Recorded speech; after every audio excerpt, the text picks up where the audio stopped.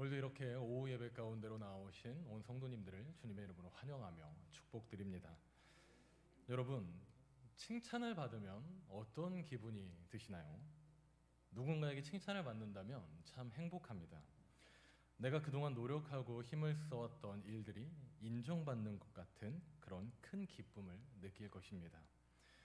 그런데 여러분, 사람에게 칭찬을 받는 것도 이렇게 행복하고 기쁠 텐데 우리 예수님께 우리가 칭찬을 받는다면 얼마나 기쁘고 행복할까요? 그런데 오늘 말씀을 보니 예수님께 칭찬을 받은 한 여인이 등장합니다. 바로 두 렙돈의 헌금을 드렸던 가난한 과부입니다. 하여 오늘은 예수님께 칭찬을 받은 이 가난한 과부에 대하여 논하며 성도님들과 함께 한 번의 칭찬이라는 제목의 말씀을 나누고자 합니다. 저는 어릴 때 성경책을 보면 쓰여진 순서대로 기록된 책이라고 생각을 했습니다. 예를 들면 창세기 다음에 출애굽기가 쓰이고 출애굽기 다음에 레위기가 쓰이고 마태복음이 쓰이고 난 후에 마가복음이 쓰이고 그 후에 누가복음, 요한복음 이렇게 순서적으로 깔끔하게 정리되어져 있는 책이 바로 성경책이다라고 생각하였습니다. 그런데 나중에 성경을 읽고 배우다 보니까 오늘날 우리가 보고 있는 이 성경이 꼭 순서대로 기록되어져 있는 책은 아니었더라고요. 우리가 흔히 공관복음서라 부르는 이 마태복음, 마가복음, 누가복음은 역사적으로 구분할 때 마가복음이 가장 먼저 쓰였습니다. 그렇게 온당치는 않으나 간혹 혹자들은 이 마가복음이 다른 공관복음서들의 기준이 된다라고까지 좀 비약적인 해석을 하는 경향을 보이기도 합니다. 그러나 이러한 견해가 생겨날 정도로 이 마가복음은 다른 공관복음서를 연구할 때 꽤나 귀한 자료로 유용하게 쓰여지는 복음서라는 것은 우리가 확언할 수 있을 것 같습니다. 그렇다면 이 마가복음은 왜 이토록 귀한 자료가 되는 것일까요? 다른 공관복음서를 볼 때 조금 구체적으로 파악할 수 있는 어떠한 귀한 자료가 어째서 마가복음이 될 수 있었던 것일까요? 그것은 무엇보다 우리 예수님의 행적을 자세하게 기록하고 있다는 특징을 가지고 있기 때문일 것입니다. 오늘 우리가 함께 읽은 본문에서도 예수님의 행적에 대하여 매우 자세하게 묘사하고 있습니다. 다시 한번 말씀을 읽어보실까요? 마가복음 12장 41절 말씀입니다. 자, 우리가 한 목소리로 읽어보겠습니다. 시작. 예수께서 헌금함에 대하여 앉으사 무리가 어떻게 헌금함에 돈 넣는가를 보실세 여러 부자는 많이 넣는데. 아멘. 예수님께서 예루살렘 성전에 앉으시어 헌금함에 돈을 넣는 사람, 즉 헌금함에 헌금을 넣는 사람들의 모습을 유심히 지켜보고 계십니다. 예수님께서는 어떤 이유로 예루살렘 성전에 이 헌금함 앞에 앉으시어 사람들이 헌금함에 헌금 넣는 모습을 유심하게 관찰하고 계셨던 것일까요? 예수님의 이러한 행동에 대하여 우리가 좀 더 세밀한 이해를 하기 위해 우리는 이스라엘의 예루살렘 성전이 세워진 그 역사에 대하여 조금은 알아볼 필요가 있습니다. 우리는 이미 너무나도 잘 알고 있죠. 이스라엘의 예루살렘 성전은 언제 건축되었습니까? 이스라엘이 가장 강했던 시절인 이 다윗과 솔로몬 시절에 이 성전이 건축되었습니다. 다윗이 하나님께 성전을 지어드리겠다 약속한 후에 그의 아들이었던 솔로몬이 아버지의 약속대로 하나님께 성전을 건축해 올립니다. 이때 건축된 이스라엘 성전을 이스라엘의 제1성전이라는 이름으로도 부르고 있습니다. 그런데 솔로몬 시대 때 완성되었던 이 성전이 이스라엘이 바벨론에 의하여 멸망당할 때 완전히 파괴되어져 버리고 맙니다. 이스라엘이 바벨론에 의하여 멸망당하고 다시 얼마간의 시간이 흘러 이스라엘을 멸망시켰던 이 바벨론은 다시 페르시아라는 나라에 의하여 멸망을 당하고 되는데 훗날 바벨론을 멸망시켰던 이 페르시아의 고레스 왕이 바벨론의 포로로 끌려갔었던 이스라엘 백성들을 해방시켜주며 이스라엘 백성들이 고향으로 돌아가 다시 그들의 성전을 지을 수 있도록 허락해주는 모습을 보여주게 됩니다. 이때 바벨론의 포로 생활로부터 풀려난 이스라엘 백성들이 자신의 고향으로 돌아가 다시 예루살렘의 성전을 지었던 것을 이스라엘의 제2성전이라고 부르는데 이때 유대 지도자의 이름이 수룹바벨이라 하여 이때 완성된 이스라엘의 제2성전을 수룹바벨 성전이라는 이름으로도 부르고 있습니다. 성도님들, 여기까지 이스라엘의 예루살렘 성전이 총 몇 번 지어졌습니까? 2번 지어졌습니다.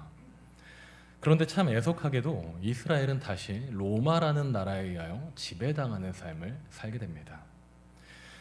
말씀을 준비하며 이스라엘의 역사를 바라볼 때 저는 이스라엘의 역사가 마치 우리나라의 역사와 참 흡사하구나라는 사실을 깨달았습니다.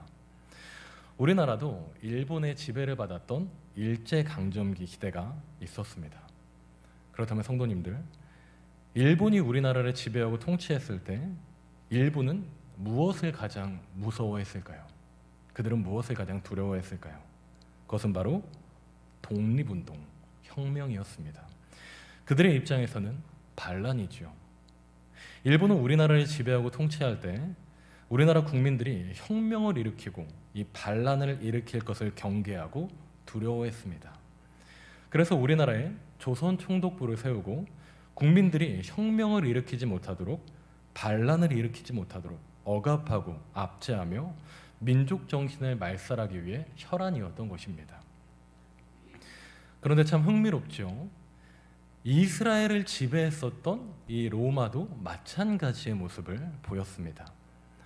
로마도 이스라엘 백성들이 로마에 대하여 반항하거나 반란을 일으키지 못하도록 이스라엘에 로마 총독부를 세우고 이스라엘 백성들을 억압하는 정책을 펼쳤습니다.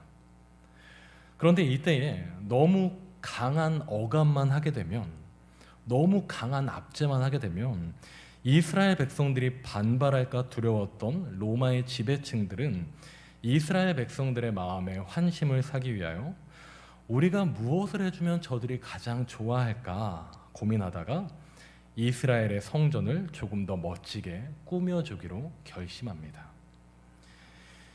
이 무렵 로마가 지정한 이스라엘의 왕의 이름은 헤롯인데요.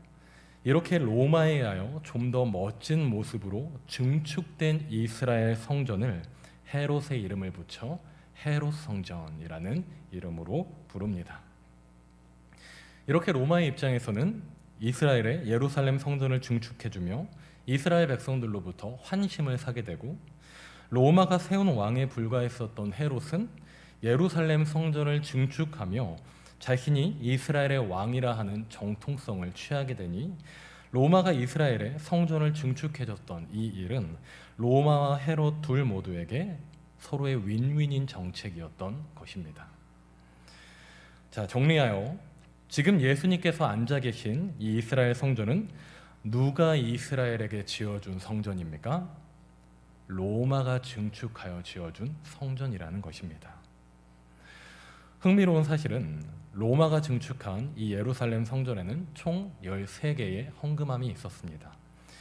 이 중 9개의 헌금함의 본 용도는 이스라엘이 하나님께 올리는 예배와 제사에 쓰였던 헌금을 봉헌하는 용도였습니다만, 이러한 용도와 목적이 변질되어 예루살렘 교회가 로마에게 바치는 성전세와 그 일부를 담당하는 목적으로 이 헌금함이 쓰이게 됐다고 합니다.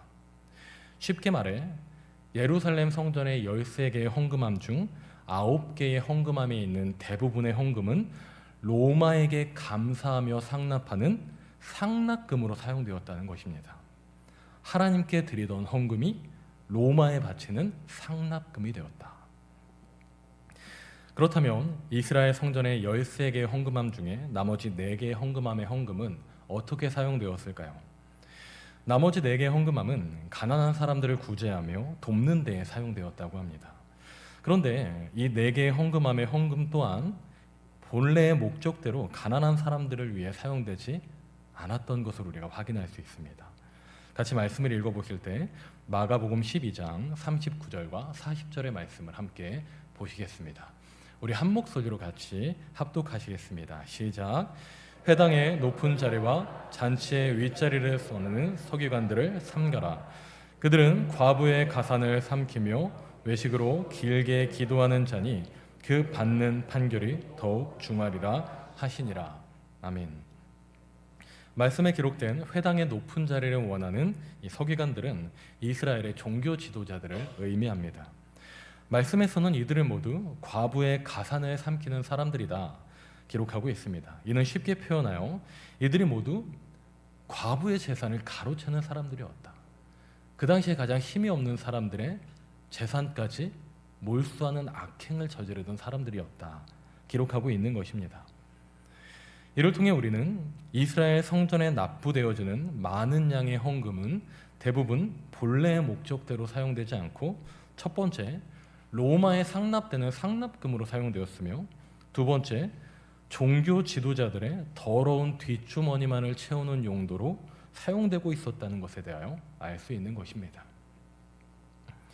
이와 같이 이스라엘 성전에 헌금이 부도덕하고 부주류한 일에 쓰일 때에 예수님께서 헌금함에 헌금을 넣는 사람들의 모습을 유심히 관찰하시며 하나님께 헌금을 드리는 두 부류의 사람에 대하여 언급하여 주신 겁니다. 마지막으로 함께 말씀을 읽어보겠습니다. 마가복음 12장 41절과 42절 말씀입니다. 한 목소리로 읽겠습니다. 시작. 예수께서 헌금함에 대하여 앉으사 무리가 어떻게 헌금함에 돈 넣는가를 보실세 여러 부자는 많이 넣는데 와서 두 렙돈 곧 한 고드란트를 넣는지라. 아멘. 예수님께서 헌금함을 아주 물끄러미 바라보시며 헌금함에 헌금을 드리는 두 부류의 사람에 대하여 제자들에게 말씀하십니다.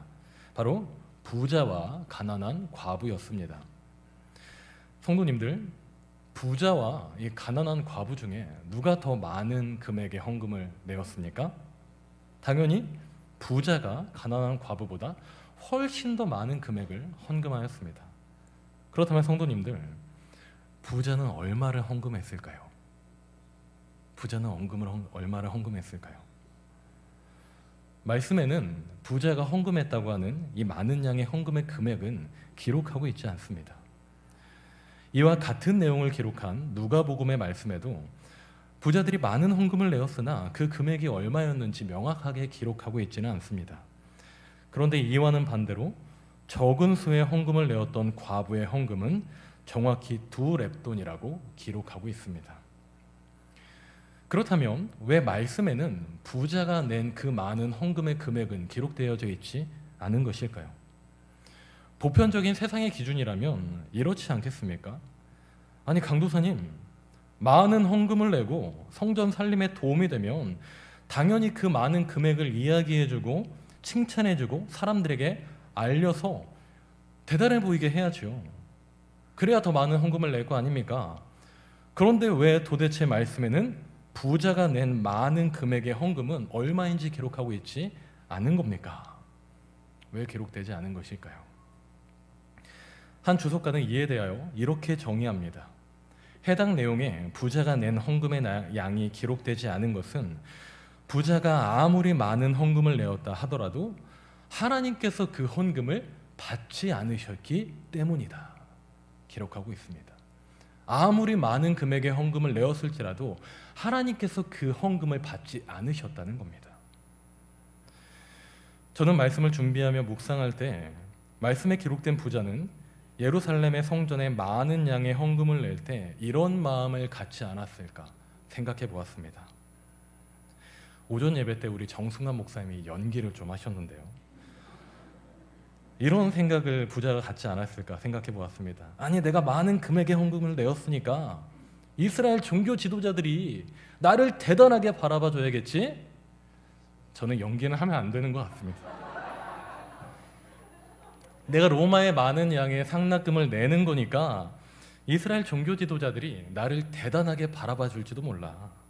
나에 대해 좋은 이야기를 해줄지도 몰라. 하나님께서도 내가 많은 양의 헌금을 내니까 당연히 나에게 축복을 내려주셔야 할 거야. 자, 이 부자에게 있어 헌금의 목적은 누구입니까? 무엇입니까? 이 부자에게 있어 이 헌금의 목적은 하나님이 아니라 자신의 영광을 위함이었다는 것입니다. 나의 이름을 높이기 위한 헌금이었다는 것입니다. 이 부자에게 있어 헌금을 드린 목적은 단지 사람들에게 자신의 재물을 과시하며 사람들에게 이야, 저 사람 대단한 사람이다, 칭찬받기 위함이 그의 목적이었다는 것입니다.